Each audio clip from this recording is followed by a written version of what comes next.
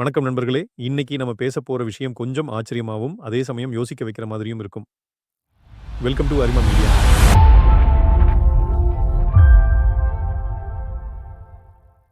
India உலகத்தோட 5வது பெரிய பொருளாதாரம். நம்ம நாட்டோட பொருளாதாரம் கிட்டத்தட்ட $4.13 டிரில்லியன் மதிப்புள்ளதா இருக்கு. இந்த வளர்ச்சிக்கு பின்னால ஒவ்வொரு மாநிலத்தோட பங்களிப்பும் ரொம்ப முக்கியம். அந்த போட்டியில ஒரே ஒரு மாநிலம் பல ஆண்டுகளாக இந்தியாவின் நம்பர் 1 பணக்கார மாநிலம் என்று பெயரை தக்க வச்சிருக்குது. அதுதான் மகாராஷ்டிரா. 2025 26 கணக்குப்படி மகாராஷ்டிராவோட மொத்த உள்நாட்டு உற்பத்தி $580 பில்லியன். இது இந்தியாவின் மொத்த பொருளாதாரத்தில 13.5%. இந்திய தொழிற்சாலை உற்பத்தியில 15% மகாராஷ்டிராவில இருந்து தான் வருது.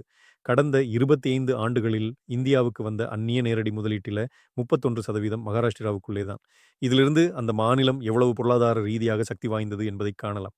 ஆனா இதோட எதிர்முகம் கொஞ்சம் வேற மாதிரி. மகாராஷ்டிரா இந்தியாவில நம்பர் 1 பொருளாதார மாநிலம் ஆனாலும், தனிநபர் வருமானம் அதாவது பெர் கேப்பிடா இன்கம் இந்தியாவில 12வது இடம் தான். இதன் அர்த்தம் என்னன்னா, மாநிலத்துக்கு செல்வம் நிறைய இருக்கிறது. ஆனால் அந்த செல்வம் எல்லோருக்கும் சமமா போய் சேரல. இதுக்கான காரணத்த புரிஞ்சுக்க நம்ம கொஞ்சம் வரலாற்றுக்குள்ள போகணும். பம்பாய் எனப்படும் இன்றைய மும்பை 19ஆம் நூற்றாண்டிலேயே இந்தியாவோட உலக வர்த்தக கதவாய் இருந்தது.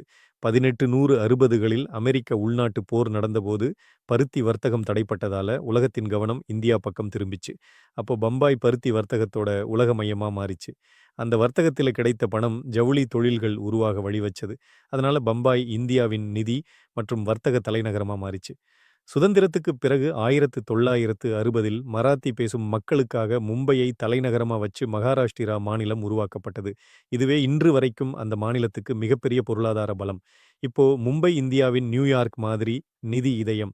ரிசர்வ் வங்கி, பங்குச் சந்தைகள், என்எஸ்இ, பிஎஸ்இ எல்லாம் இங்க தான் இருக்கு. இந்தியாவோட மொத்த மூலதன பரிவர்த்தனைகள்ல 70% மும்பை வழியாக தான் நடக்குது.